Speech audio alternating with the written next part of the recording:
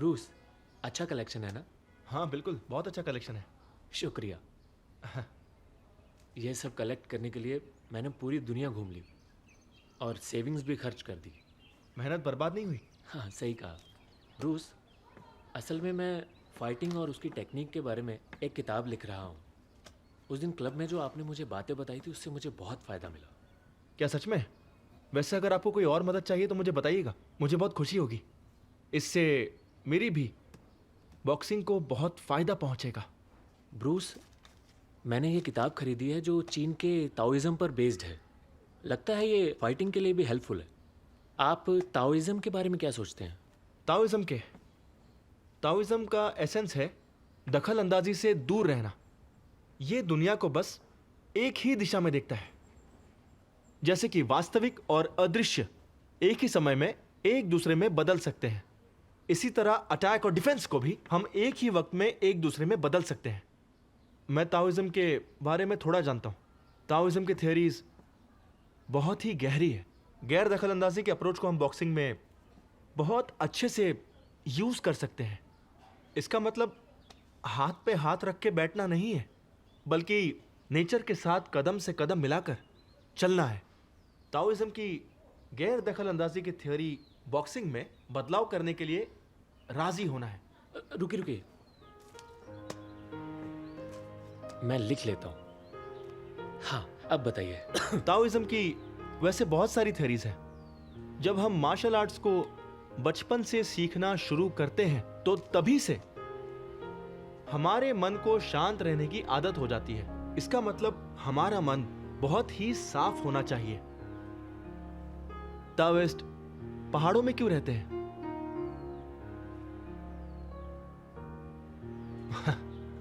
वो इसलिए ताकि वो अपने मन को शांत रख सके। दुनिया की भाग दौड़ में अपनी प्रैक्टिस के दौरान हमें वो शांति तलाशनी होती है, और कॉम्बैट के दौरान हमें हार और जीत को भूल जाना चाहिए, क्योंकि इससे हमारा शरीर अकड़ जाता है। सिर्फ दिमाग की शांति से ही हमारी बॉडी में फ्लेक्सिबिलिटी आती है, और इसी से हम दिखने वाली मूव्स को ना दिखने वाली मूव्स में तब्दील कर सकते हैं। और यही गैर दखल अंदाजी वाली अप्रोच है। प्रोफेसर, मुझे माफ कीजिएगा, मैं बहुत बोलता हूं। नहीं, आपने जो भी कहा वो बहुत गहरा था। प्रोफेसर, ये फेंसिंग के विषय पे जो किताब है, क्या मैं इसे ले सकता हूं? हाँ, क्यों नहीं। आपको फेंसिंग सीखनी है? मुझे लगता है फेंसिंग में कुछ तो बात होगी जो बॉक्सिंग के लिए अच्छी हो सकती है ना?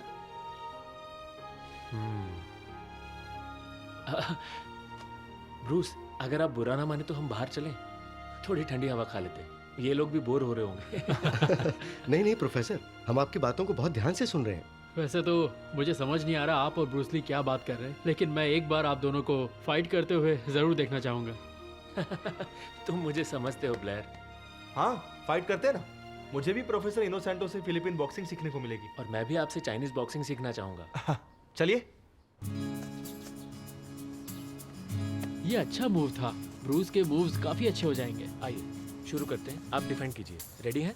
हाँ हाँ, ये पंच को हाँ यहाँ से ब्लॉक करके ऐसे? दूसरा हाथ, हाँ राइट हैंड, हाँ ऊपर ले आइए और राइट लेग आगे ऐसे? हाँ बिल्कुल। और ये पंच और कोहनी आगे। हाँ रुकिए, मैं आपको दिखाता हूँ। हाँ, इस मूव का इस्तेमाल करके आप अटैक और ब्लॉक दोनों कर सकते हैं। हाँ ऐसे। प्रोफेसर इनोसेंटो, मुझे लगता है कि फिलीपीन बॉक्सिंग फ्लेक्सिबल और फास्ट तो जरूर है, लेकिन इतनी पावरफुल नहीं है। किमोरा, मुझे लगता है ब्रूस सही कह रहा है। हमारी विंग चुन बॉक्सिंग में सरल और सीधे मूव पे ध्यान देते हैं। डिफेंस के लिए अटैक को यूज करना ये बहुत ही जरूरी पहलू होता है, लेकिन इसका फुटवर्क उतना इफेक्टिव नहीं है। अगर आप पास से लड़ रहे हो तभी ये काम करेगा, लेकिन अगर लड़ाई मीडियम और लॉन्ग रेंज की है तब ये काम नहीं करता। ये कमी है इसमें। आपको क्या लगता है मेरे इस फुटवर्क के बारे में? आप क्या सोचते हैं मीडियम और लॉन्ग रेंज कॉम्बैट्स में? हाँ चलिए, पहले मीडियम और लो रेंज की बॉक्सिंग करते हैं। पहले मैं बाएं हाथ से पंच मारूंगा, उसके बाद सीधा दाएं हाथ चलाऊंगा। समझ रहे ना? हमें एक दूसरे से दूरी बनाए रखनी होगी। सही बात है। मैं ये सोच रहा था कि विंग चुन बॉक्सिंग को और भी यूजफुल कैसे बनाया जा सकता है। इसमें सेंट्रल लाइन थ्योरी को मिला के इस बॉक्सिंग के पावर को और कैसे बढ़ाया जा सकता है? ये कैसे हो सकता है? आप वेस्टर्न बॉक्सिंग को विंग चुन के साथ कैसे मिला सकते हैं? नहीं नहीं, आइए। मुमकिन नहीं है। कोशिश करते हैं। कोशिश? हाँ मेरी स्पीड की वजह से ठीक है, मैं भारी ठीक पड़ है, गया। फिर से। ये कैसा मूव था? मैंने अभी अपने अटैक में विंग चुन बॉक्सिंग की सिंप्लिसिटी और डायरेक्टनेस यूज की और उसके साथ में वेस्टर्न बॉक्सिंग की फ्लेक्सिबिलिटी को मिला दिया। कॉम्बैट के दौरान मैंने अपनी सेंट्रल लाइन को बनाए रखा। एक तरफ मैंने यूज किया विंग चुन बॉक्सिंग और उसके साथ वेस्टर्न बॉक्सिंग। चलिए एक और बार कोशिश करते हैं। हाँ। समझे? ओह, आपने अटैक और डिफेंस एक साथ कर दिया। ये बहुत ही जरूरी बात है, अटैक और डिफेंस दोनों साथ में करना। जब आप अटैक करते हो तो आपको डिफेंसिव मोड में भी रहना चाहिए।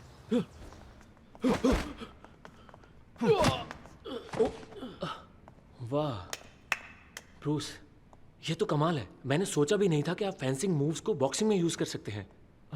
उस दिन वो जो किताब आपने दी थी उसे पढ़ने के बाद मैंने फेंसिंग के ताकतवर पहलू को जानने की कोशिश की जो मैंने अभी आपके सामने किया। जैसे आपने देखा छलांग वाला अटैक विंग चुन बॉक्सिंग में पावरफुल फिस्ट को आगे रखते हैं और ऐसा ही फेंसिंग में भी है। दोनों ही एक दूसरे से बहुत मिलते जुलते हैं अपने फोर्स और डिस्टेंस में। पिछली फाइट में मेरे पांव मेरे पंच के साथ मेल नहीं खाए, इसलिए मेरा पंचिंग डिस्टेंस कम रह गया था। जैसे मैंने फेंसिंग के छलांग वाले मूव को अपनाया, मैं अपने शरीर को आगे ले पाया और इससे मेरी अटैक की रेंज बढ़ गई। सुनिए ब्रूस, मुझे विंग चुन बॉक्सिंग का 1 इंच पंच दिखाइए ना। क्यों नहीं? आइए ना।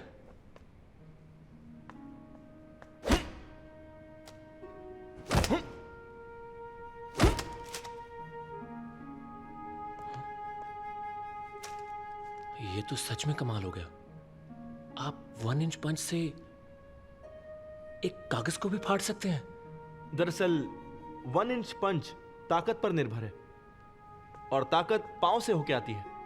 पांव से कमर, कंधा और पूरे शरीर से गुजरते हुए आगे बढ़ती है और उसके बाद पूरी ताकत यानी यहां और यहां से इकट्ठी हो जाती है और सिंगल पॉइंट से झटके से बाहर आती है। 1 इंच पंच की यही खासियत है, इसलिए मेरे मुक्के में इतनी धार है। जब पूरी ताकत आपके मुक्के के अगले हिस्से में होती है और वो झटके से बाहर आती है तो ऐसे कागज फाड़ना कोई बड़ी बात नहीं है। सारी ताकत अचानक। प्रोफेसर, आप कोशिश क्यों नहीं करते? मैं इसे मैं रख लेता हूं। ठीक है, एकदम रिलैक्स हो जाइए और जब आप अटैक करें तो कलाई पे ज्यादा जोर मत डालिए। ऐसे? इस तरह से।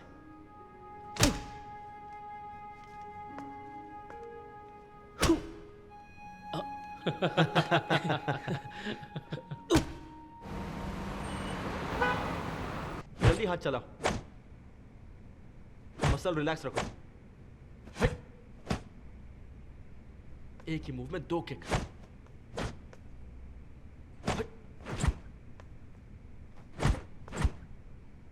घूमते वक्त अपने सेंटर ऑफ ग्रेविटी का ध्यान रखो।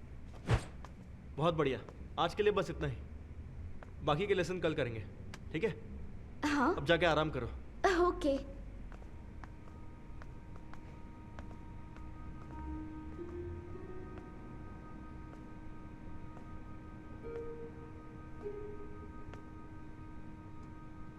ब्रूस, क्या मैं तुम्हारे नोट्स पढ़ सकती हूँ? पढ़ लो। कुंग-फू एक बहुत ही खास टेक्निक है और एक कमाल की कला भी। इसमें ना सिर्फ शरीर का इस्तेमाल होता है बल्कि साथ साथ बुद्धि, स्फूर्ति और क्षमता का भी पूरी तरह से इस्तेमाल होता है। कुंग-फू का सार ये है कि इसमें शरीर और मन का साइंटिफिक उपयोग होता है। कुंग-फू का सबसे बड़ा लेवल होता है ताई-जी और यिंग-यांग। ताई-जी और यिंग-यांग ब्रह्मांड में मौजूद हर चीज की व्याख्या करते हैं।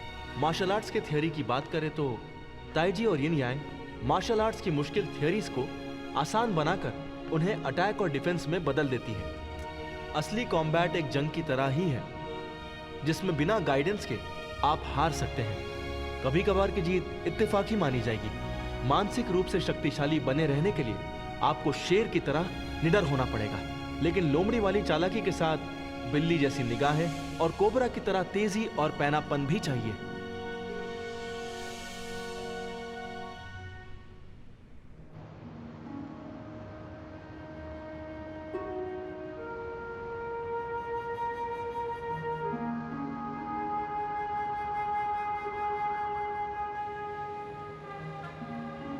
किमुरा, मुझे लगता है कि मेरे कुंफू का नाम सिर्फ कैंपस में इतना काफी नहीं है। मैं चाहता हूं कि मेरे क्लब का और ज्यादा नाम हो। मेरे हिसाब से दूसरे मार्शल आर्ट्स क्लब के साथ हमारे क्लब का मुकाबला करना बहुत जरूरी है, तभी कुछ हो पाएगा। मुझे और कोई रास्ता नजर नहीं आ रहा है। तुम क्या कहते हो किमुरा? तुम्हारी क्या राय है? आप ये कहना चाहते हैं कि उनके घर जाके उनको चैलेंज करें? ब्रूस, ये समझदारी का काम नहीं है कि सारे क्लब्स को एक साथ चैलेंज करें। आपके पास इतनी ताकत नहीं है और वो चिढ़ सकते हैं। उस बात की मुझे चिंता नहीं है। वैसे भी आपके पास इतना वक्त कहाँ है? वक्त है, चलो। वैसे इस तरह से बाकी क्लब्स को चैलेंज करना शायद सही नहीं होगा, लेकिन अगर मैं उन्हें चैलेंज करने के लिए उकसाऊं तो वो खुद सामने से आके मुझे चैलेंज करेंगे और इससे उनका अपमान भी नहीं होगा। आपके दिमाग में आखिर चल क्या रहा है? अगर आप बाकी के क्लब्स को यहां बुलाते हैं और अपने ट्रेनीज के सामने हार जाते हैं तो ये शर्म की बात होगी। मैं नई बॉक्सिंग टेक्निक की इजाद करना चाहता हूं किमुरा। मुझे हार जीत से फर्क नहीं पड़ता, हार भी जाऊं तो चलेगा। मेरे पास एक आइडिया है, तुम लिखो उसे।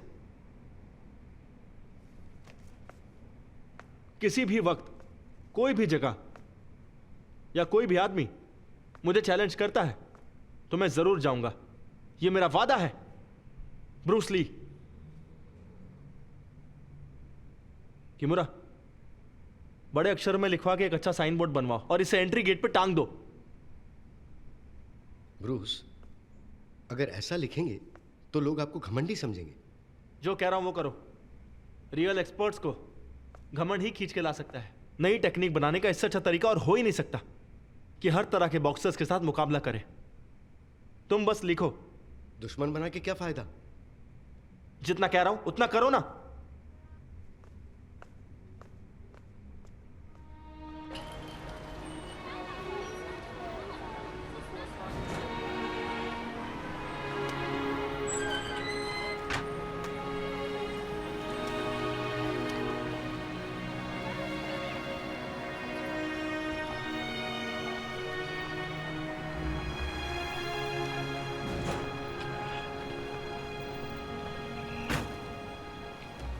ब्रूस, इस तरह यहाँ ये बोर्ड लगाना पूरे यूएस के फाइटर्स के साथ जंग छेड़ने के बराबर है। मैं यही चाहता हूं कि सारे एक्सपर्ट फाइटर्स आए और मुझसे मुकाबला करें। मुझे तो ये सब सही नहीं लग रहा है। आप सोच लो मास्टर। तुम बस जल्दी से बोर्ड टांग दो।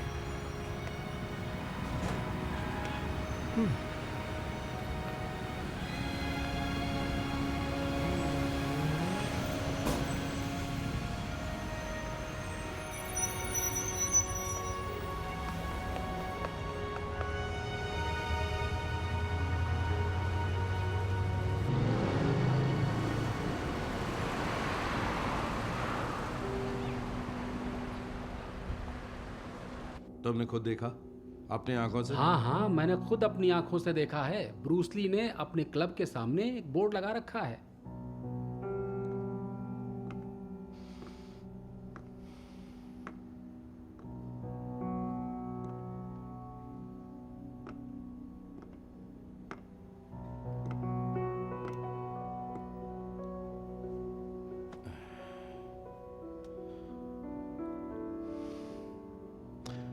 कुछ ज्यादा ही अकड़ है उस लड़के में।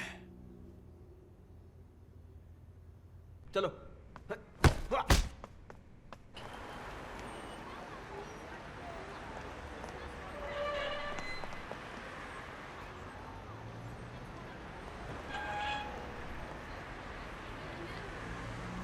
आ जाओ, किक करो। अटैक।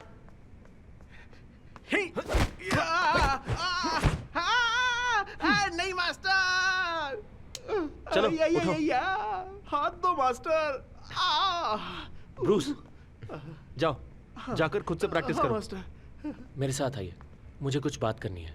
आइए, चलिए।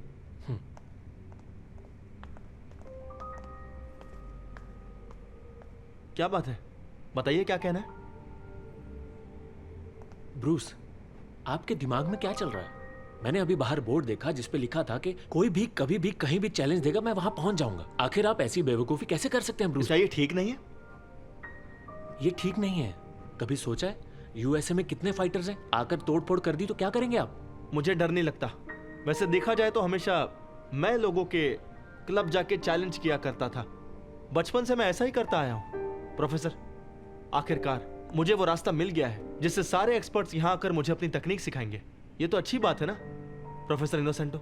मेरी मार्शल आर्ट की टेक्निक अभी तक पूरी बनी नहीं है, उसमें बहुत चीजें जोड़ना बाकी है। और मैं इतना कमजोर भी नहीं हूं कि इतनी आसानी से हार जाऊं। वैसे भी मेरा लक्ष्य किसी से फाइट करके उसे हराना नहीं है, बल्कि बॉक्सिंग की नई टेक्निक बनाना है। अगर मैं हार भी गया तो वो मेरी जीत ही होगी। मुझे माफ कीजिएगा प्रोफेसर इनोसेंटो, मैंने आपसे इस बारे में बात नहीं की। मेरा ये मतलब नहीं था ब्रूस। मेरा मतलब है कि उस बोर्ड की वजह से कितने सारे फाइटर्स आ सकते हैं। और मैं चाहता भी तो यही हूं ना प्रोफेसर। ब्रूस, फिर तो आपको इसके लिए तैयार हो जाना चाहिए।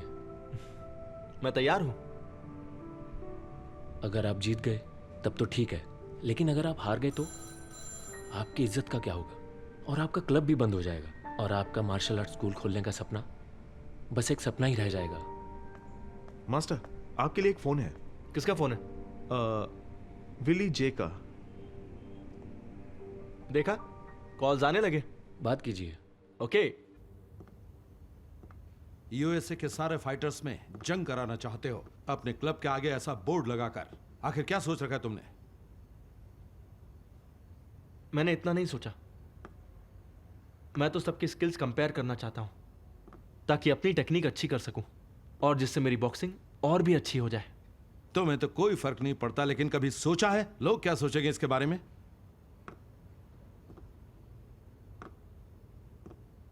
अगर वो तुम्हें चैलेंज नहीं करते तो डरपोक कहलाएंगे, और अगर वो तुम्हें चैलेंज करते हैं तो इससे तुम्हें या फिर किसी और को क्या फायदा होने वाला है? बताओ मुझे। क्या चाहते हो कि मैं तुम्हारे क्लब में आऊं और तुमसे तुम्हारी जान लेने तक लड़ूं? मैं ऐसा नहीं चाहता। एक बात जान लो कि तुम्हारी जान खतरे में है।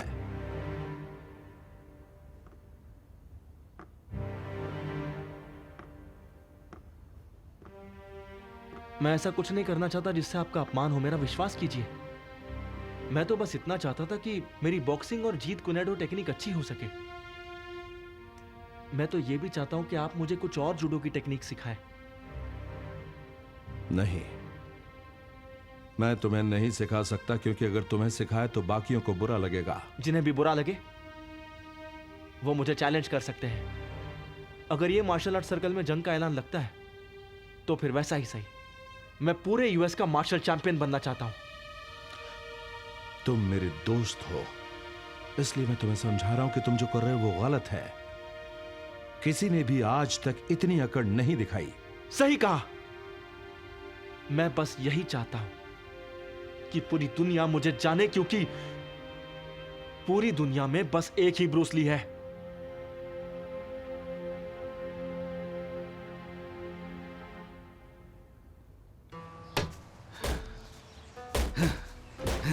लगता है ब्रूस ली सारे अमेरिकी फाइटर्स को उकसाना चाहता है। क्या ब्रूस ली ने यूएसए के सभी फाइटर्स को खुली चुनौती दी है? जेम्स और मैंने खुद देखा था। उसने अपने क्लब के आगे ये लिखकर टांग रखा है, कोई भी वक्त, कोई भी जगह, कोई भी आदमी मुझे चैलेंज करे तो मैं जरूर आऊंगा। ये मेरा वादा है। ब्रूस ली सच में बहुत ही घमंडी है। वो खुद को ज्यादा ही समझता है।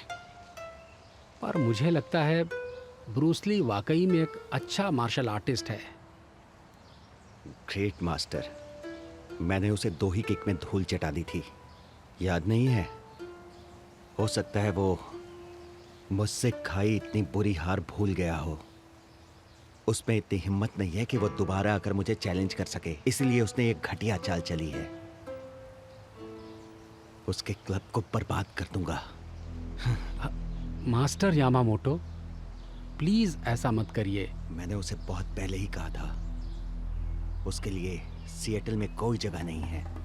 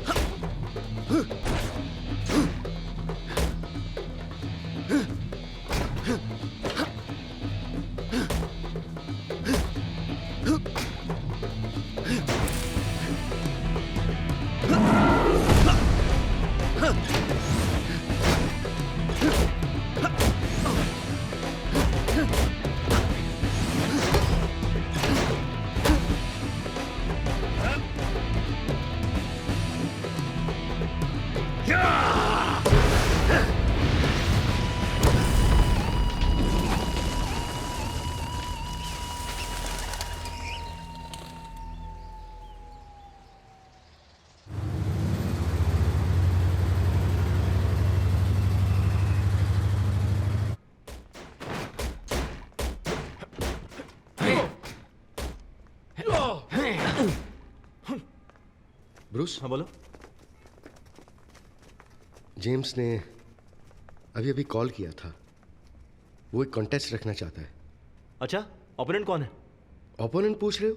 मैंने कहा था ना बोर्ड मत टांगो। देखो अब क्या हो गया। ये परेशानी लेके जेम्स खुद आ रहा है। जेम्स है क्या चीज? वो सिर्फ बॉक्सिंग की थ्योरी के बारे में जानता है, और जहां तक मुझे लगता है उसका थियोरेटिकल लेवल भी बहुत ज्यादा नहीं है, और उसकी नॉलेज भी प्रोफेसर इनोसेंटो से कम है। ब्रूस, उसको इतना कमजोर मत समझो। वो स्पोर्ट्स कॉलेज में वेस्टर्न बॉक्सिंग सिखाता था, फिर उसने अपना करियर बदल दिया। अब वो यूएसए के मार्शल आर्ट सर्कल में मशहूर ब्रोकर है, और उसका मार्शल आर्ट प्रमोशन सेंटर भी है। उसकी कमाई का जरिया भी यही है, अलग अलग कॉन्टेस्ट रखना। अच्छा बता, वो चाहता क्या है? आपने जो बोर्ड टांगा है उसके जरिए उसे कुछ न कुछ बिजनेस दिखा होगा। वो चाहता होगा कि कुछ एक्सपर्ट फाइटर से आप मुकाबला करें। यही तो मैं चाहता था किमुरा।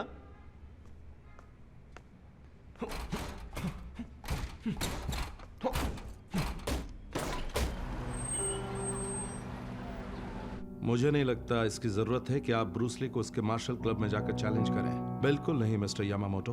मैं जानता हूं उसने ऐसा करके मार्शल सर्कल की उपेक्षा जरूर की है, लेकिन वो इसलिए ताकि वो अपनी नई बॉक्सिंग तकनीक बनाने में अच्छे से कामयाब हो पाए। तुम चाहे जो भी कहो, वो अमेरिका के मार्शल आर्ट सर्कल को चैलेंज कर रहा है। हाँ, मैंने उसे इस बारे में समझाया था, लेकिन वो समझने को तैयार ही नहीं है। अकड़ में उसने क्लब के बाहर ये बोर्ड लगा तो दिया, लेकिन अब उसे उतारने में शर्म आ रही होगी, इसलिए पीछे नहीं हटना चाहता। अगर मैं वहां चला गया तो वो खुद ही वो बोर्ड हटा लेगा। हाँ, इस घमंडी चाइनीज को तो सबक सिखाना ही चाहिए। हाँ हाँ बिल्कुल। बहुत घमंडी। मैं नहीं चाहता कि आप वहां जाएं। पहली बात, इसकी जरा भी जरूरत नहीं है। दूसरी बात, वो भी कच्ची गोलियां नहीं खेलता। मुझे तो लगता भी नहीं कि वो असली एक्सपर्ट है। मुझसे वो कितनी बार बुरी तरह से हारा है, एक सेकंड भी नहीं टिक पाया। आप माने या ना माने, लेकिन मेरा भी उससे मुकाबला हुआ था। मुझे नहीं लगता आपको वहां जाना चाहिए।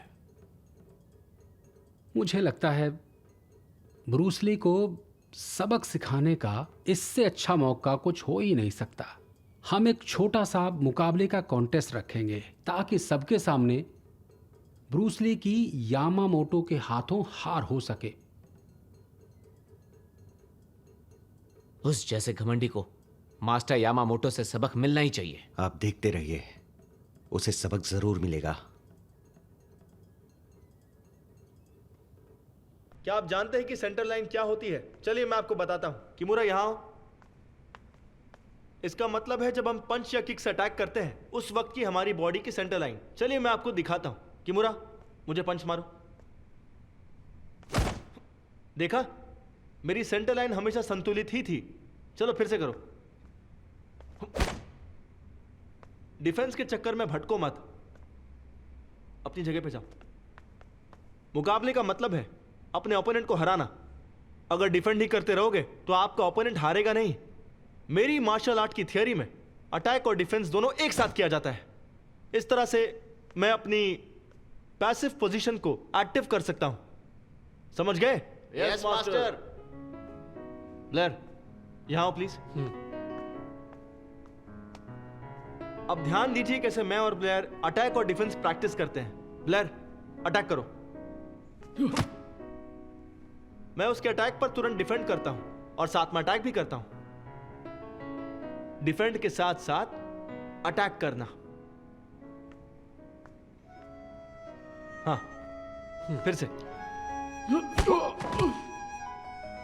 सबने देखा?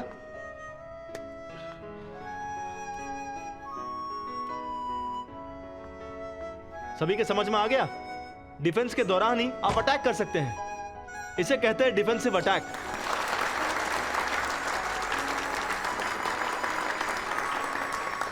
अब मैं आप सबको दिखाता हूं कि लकड़ी की डमी के साथ कैसे प्रैक्टिस करते हैं। हाँ मास्टर, जब भी आप लकड़ी की डमी के साथ प्रैक्टिस करते हैं मैं तो आपका फैन हो जाता हूँ। मैं तो कहता हूँ कि आज आप इन सबको भी दिखाइए। क्या कहते हो?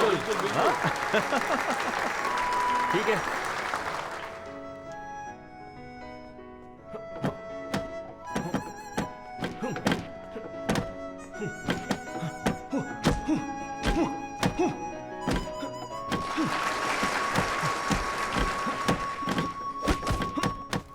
जेम्स ने कहा कि यामामोटो आपके साथ मुकाबला करना चाहते हैं। आपको नहीं लगता कि आपको इसके लिए बहुत तैयारी करनी होगी? मैं बिल्कुल तैयार हूं। यामामोटो मार्शल आर्ट में रोलेक्स से कम है, लेकिन फिर भी उनकी गिनती बेस्ट मास्टर्स में होती है।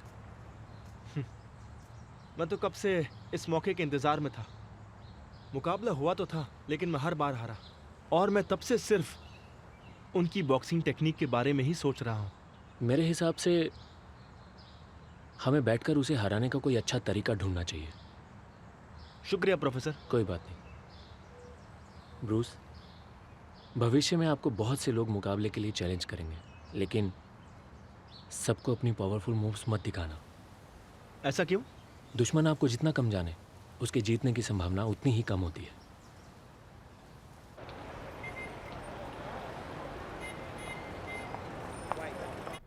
मैं आपको रीजी असॉल्ट पंच सिखाऊंगा। जब आप पंच करते हैं तो चेहरे पे कोई एक्सप्रेशन ना दिखाएं।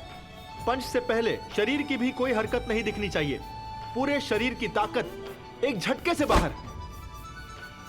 समझ गए? जी मास्टर। ठीक है।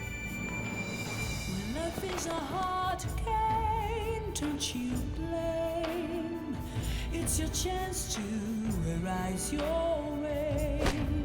Let your spirit be brave. Always fight to hold your name. No matter how bad or rough, you never surrender.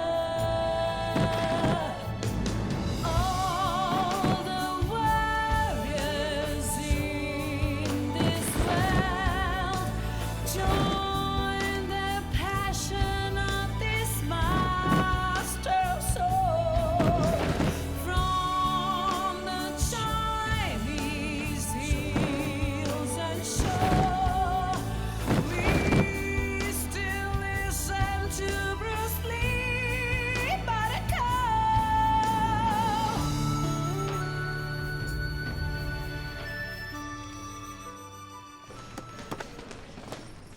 ये देखिए,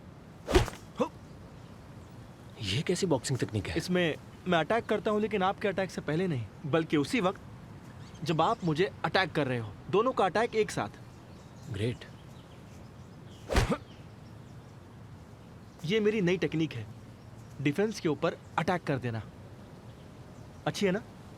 हाँ ब्रूस, यामामोटो और आप दोनों ही बहुत तेज हो, लेकिन सिर्फ आप ही जीतोगे इसकी क्या गारंटी है? मैं उससे भी तेज बनूंगा।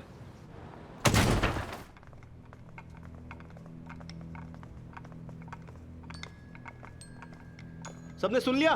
जी मास्टर। किक और पंच को एक साथ डिफेंड करना आसान नहीं है।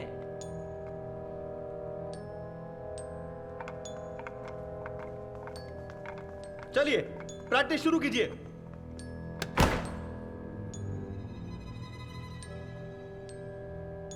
आखिरकार आप आ ही गए। अब जब आ ही गए तो बताइए क्या सलाह है मेरे लिए। मैं बस तुमसे एक बार मुकाबला करना चाहता हूं। मैं भी करना चाहता हूं। आपका स्वागत है। आपसे मुकाबला करना मेरे लिए खुशी की बात होगी। तो आ जाओ।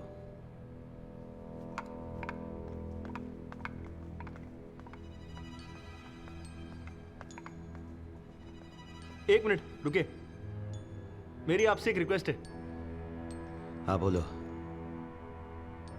मुकाबले के बाद क्या आप मुझे अपनी कराटे की टेक्निक सिखाएंगे? मुकाबला कैसा? तुम तो पहले से ही हारे हुए हो। मैं तो बस तुम्हें आज सबक सिखाने आया हूं और ये बताने आया हूं कि तुम्हारे लिए यूएसए में कोई जगह नहीं है। तुम्हारे घमंड को कुचल दूंगा। वो घमंड था या नहीं था, चलिए आज मुकाबला करके देख ही लेते हैं। आज मैं अपने ट्रेनीज के सामने और आपके ट्रेनीज के सामने और मिस्टर यमाडा के सामने एक बात की इन सब के सामने मैं घोषणा करना चाहता हूं। क्या घोषणा? अगर आप हारे तो आप मेरे कोच बनेंगे, मुझे अपनी टेक्निक सिखाएंगे। बदले में मैं भी आपको विंग चुन बॉक्सिंग सिखाऊंगा। मंजूर है? तुम मुझे सिखाओगे? अगर तुम जीत गए तो जो कहोगे मानूंगा।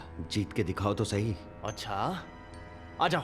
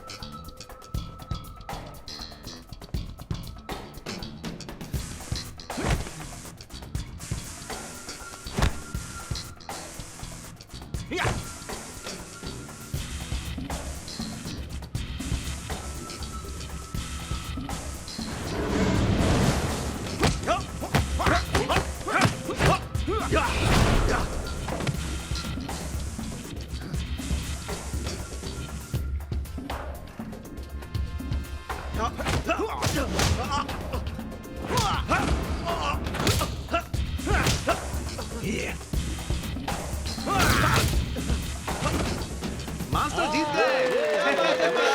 कोई कुछ नहीं बोलेगा, चुप।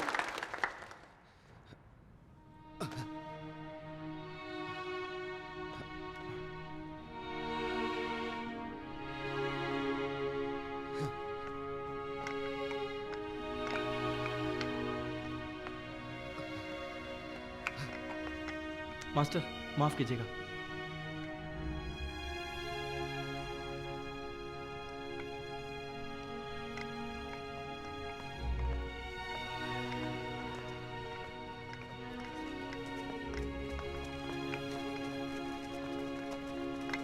मास्टर एक मिनट रुकिए। मैं ये उम्मीद करता हूं कि आप अपना वादा पूरा करेंगे। मैं आपके पास 2 दिन के बाद आऊंगा।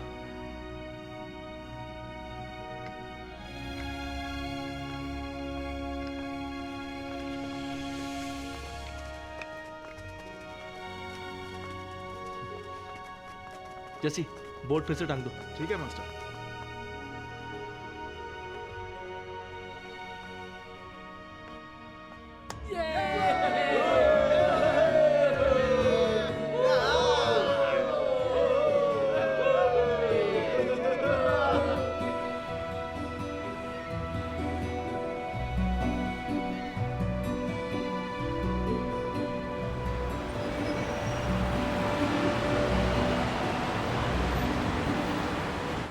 प्रोफेसर, आपका बहुत शुक्रिया।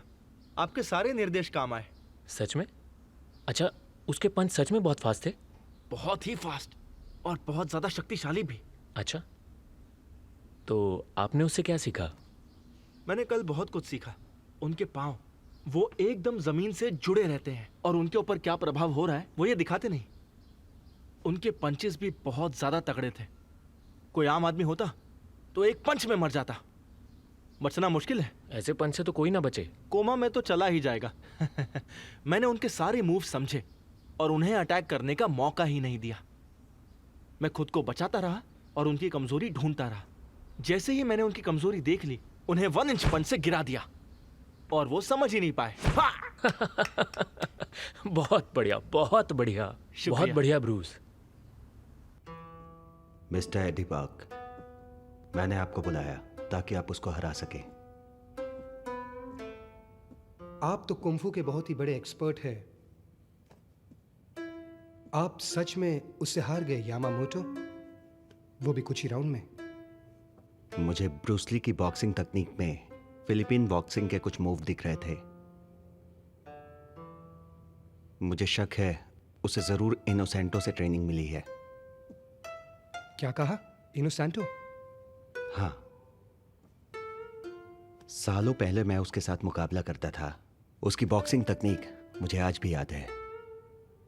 इनोसेंटो की अच्छी मूव्स के अलावा उसकी स्पीड भी बहुत कमाल की है। लेकिन जहां तक मेरा ख्याल है, इनोसेंटो तो आपके बराबरी का नहीं है। मैं भी इसीलिए परेशान हूं। कराटे में अटैक और डिफेंस बिल्कुल अलग अलग होते हैं, लेकिन ब्रूस ली की बॉक्सिंग में अटैक और डिफेंस दोनों एक साथ हैं। उसके अटैक और डिफेंस दोनों को अलग अलग समझना बहुत ही मुश्किल है।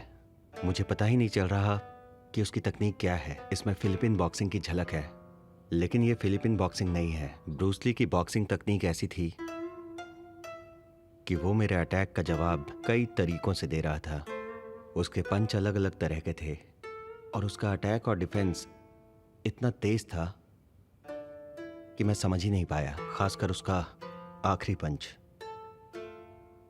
ब्रूस ली की बॉक्सिंग तकनीक अब एक अलग ही लेवल पर पहुंच चुकी है। उसके एक एक पंच पहले से कहीं ज्यादा शक्तिशाली हैं। वो मेरी सोच से भी ज्यादा तेज हो गया है। मास्टर यामामोटो, ब्रूस ली ने अभी अभी कॉल किया और वो कह रहा था कि वो कल मुकाबले के लिए आएगा। वो आपसे सीखने आना चाहता है, लेकिन मुझे उसकी मंशा ठीक नहीं लग रही। जहां तक मैं जानता हूं, चाइनीज मार्शल आर्टिस्ट कभी अपनी कला किसी और स्कूल को नहीं सिखाते।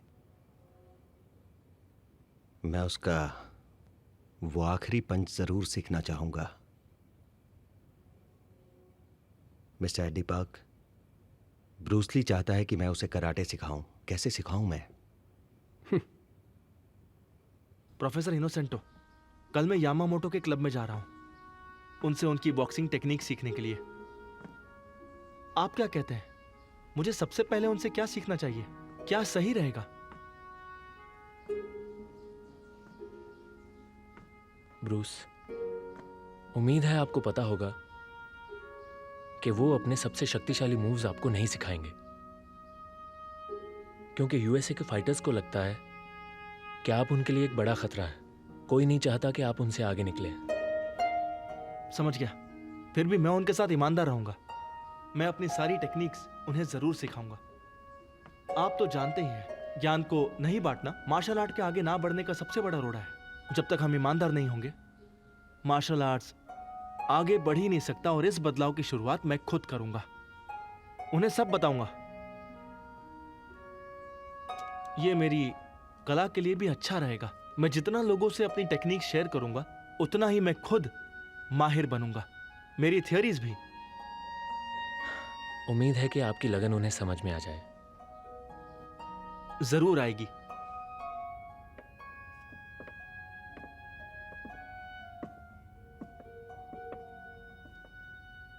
मैं वो तकनीक जानना चाहता हूं जिसका इस्तेमाल करके तुमने मुझे उस दिन हराया था। मैं आपको इसलिए हरा पाया क्योंकि मैं आपके मन को अच्छे से पढ़ रहा था।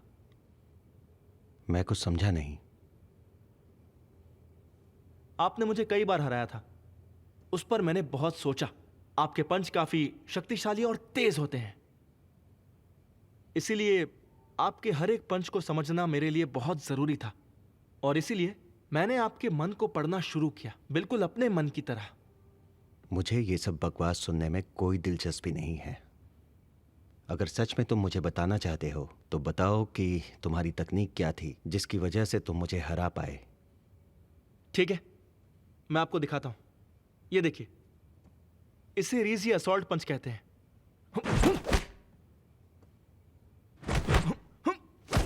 मैंने इसका इस्तेमाल किया था।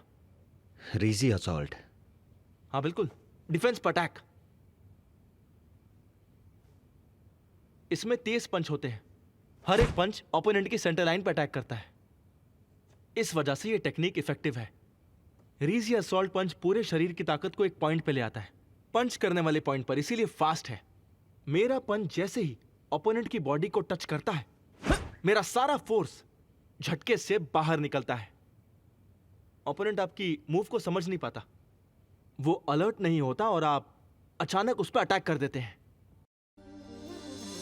许多年前，你跨过了湘江，越过了大洋，孤身一人只换了辛苦。你赤手空拳，三招五式，极大的五洲震荡，四海翻腾，四海翻腾，四海翻腾。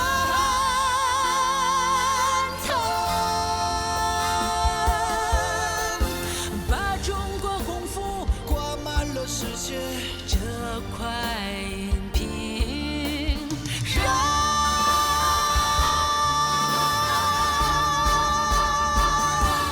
宇宙在有你，正直城市中感动。记住他的怪吼，记住他的拳头，记住他的怪吼，记住他的拳头。 一个妈妈。